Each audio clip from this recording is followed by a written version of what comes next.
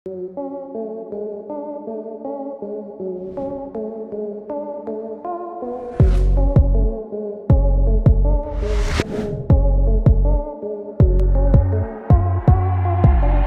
आप जानते हैं हमें शराब का नशा क्यों होता है? नहीं, ये तो पता ही होगा नोट पर क्यों लिखा होता है कि मैं धारक को 100 रुपए अदा करने का वचन देता हूँ। या फिर ये तो जरूर जानते होंगे कि मधुमक्खी हमें काटने के बाद मर क्यों जाती है। अगर नहीं जानते इन सवालों के साइंटिफिक जवाब तो बने रहिए फैक्ट टैक इन हिंदी के साथ। आइए शुरू करते हैं। फैक्ट नंबर 1, सबसे पहले जानते हैं शराब का नशा क्यों चढ़ता है। वैसे ये सवाल सभी ड्रिंक करने वाले लोगों को जरूर पता होना चाहिए। जब हम शराब पीते हैं तो शराब सीधे हमारे पेट में जाती है, जहां केवल 10% अल्कोहल सोख ली जाती है। बाकी पाचन तंत्र में होते हुए छोटी आंत में जाती है। छोटी आंत के कारण ये हमारे खून में मिल जाती है। आपको बता दें, पेट में जितना खाना है उसी हिसाब से शराब का असर हमारे शरीर में होता है।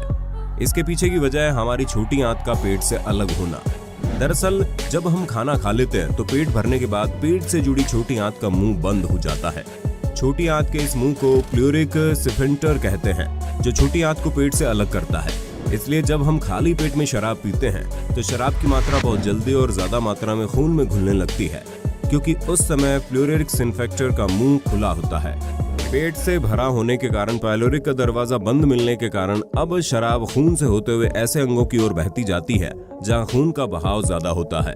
और हमारे शरीर में खून के ज्यादा बहाव वाले 2 अंग हैं, लीवर और मस्तिष्क। इनमें से सबसे पहले शराब लीवर पर असर डालती है, और जो एंजाइम लीवर में मौजूद होते हैं वो शराब मतलब या कहें कि शराब में मौजूद अल्कोहल मॉलिक्यूल्स को 2 तरीके से तोड़कर पचाते हैं। पहला एडीएच में और दूसरा एएलडीएच में।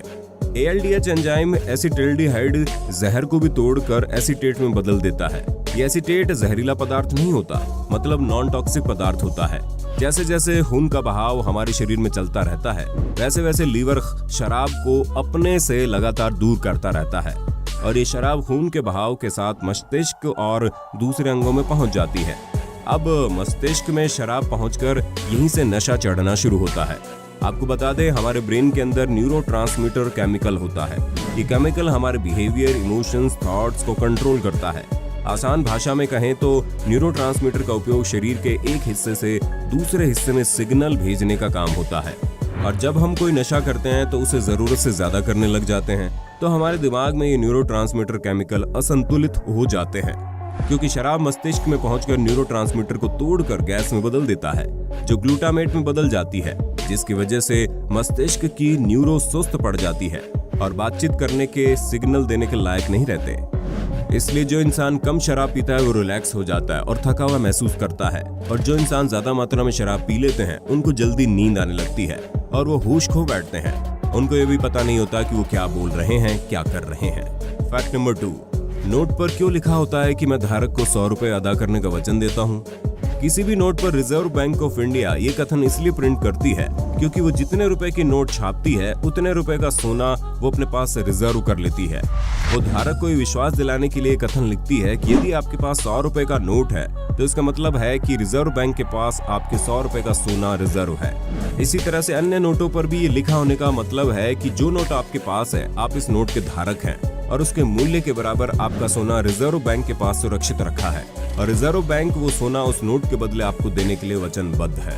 आरबीआई 200 करोड़ की संपत्ति इसलिए रखता है ताकि नोट पर रिजर्व बैंक के गवर्नर की शपथ मैं धारक को 100 रुपए अदा करने का वचन देता हूं को निभाया जा सके। किसी भी विशेष परिस्थिति जैसे गृह युद्ध, विश्व युद्ध या कोई भयानक प्राकृतिक आपदा, मंदी या अत्यधिक महंगाई इत्यादि में भी आरबीआई को डिफॉल्टर घोषित नहीं किया जा सकता। मतलब जिसके हाथ में शपथ वाला नोट होगा उसको उतना भुगतान करने का दायित्व आरबीआई का है। इसी कारण यदि कोई व्यक्ति किसी सही नोट को लेने से इनकार करता है तो इसका सीधा ही मतलब है कि वो आरबीआई के गवर्नर अर्थात सरकार के प्रतिनिधि की आज्ञा को नहीं मान रहा है, अर्थात कानून तोड़ रहा है। इसलिए उसके खिलाफ कानूनी कार्रवाई की जाएगी। फैक्ट नंबर 3, मधुमक्खी हमें काटने के बाद मर क्यों जाती है। मधुमक्खी का डंक आरीनुमा होता है, और इसी कारण ये डंक हमारे शरीर में घुस तो आसानी से जाता है परंतु निकल नहीं पाता, और उसका स्टिंगर यानी डंक मारने वाला भाग छूट जाता है, क्योंकि इस डंक से ही उनका पूरा डाइजेस्टिव सिस्टम जुड़ा हुआ है।